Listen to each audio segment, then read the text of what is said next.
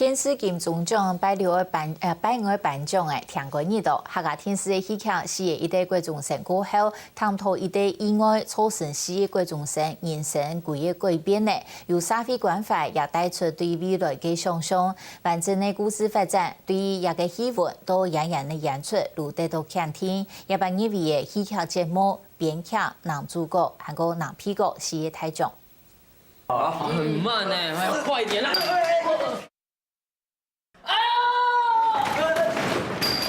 ！4月一个国中生之后，故事是对几啊年前玻璃娃娃的意外事件来的。戏出内容是对2013年到2028年，用4个国中生遇到的问题，加上未来台湾的预命。高科技的重建制作，为了看哪未来可能会是怎样的情形。帮我推一下，我来处理这边好不好？好。哎，谢谢谢谢。对，快点。将14岁的林家伟作为咧善良好童年成熟的国中生的学生时期。拖延伫先演员家下，发现伊过热心、过晓得同角色怎么嘅相处，所以破戏家下就开始以同角色怎么相处嘅演出，伊还有几啊场感情过丰富嘅戏。知道这个系来学习表演，头一摆演出就得到戏剧男主角奖嘅入围肯定。剪哭戏，我就是一直在想很多事情，然后让我觉得很伤心的事情，然后才有办法呈现到说。就是把自己的整个崩溃大哭。小姐，你们盘子没有擦过就送上来哦。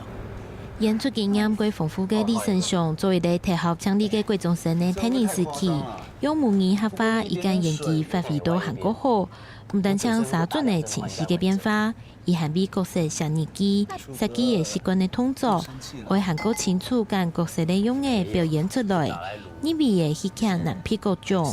去想想看，到底有什么场合，然后去把那个给用时的心情啊，或者说那时候的情绪啊，把它就好像就是人家常常讲的，就是所谓的情绪记忆，去把它找出来，对，去体会那个感觉。丰富的戏文做出有故事的角色，还有完整的人物背景。编剧王一家讲，伊系对自家的生年呢，很有演的同学来发想。第2011年用《云荡天暗枪》得到的金钟编剧奖，今年又再够用高演故事入围。其实我不希望它是一个非常严肃、很教条的戏剧节目，所以我里面有很大的篇幅放的是这4个可爱的国中生。他妈是越南人，你妈是印尼人，啊，这不都是外劳吗？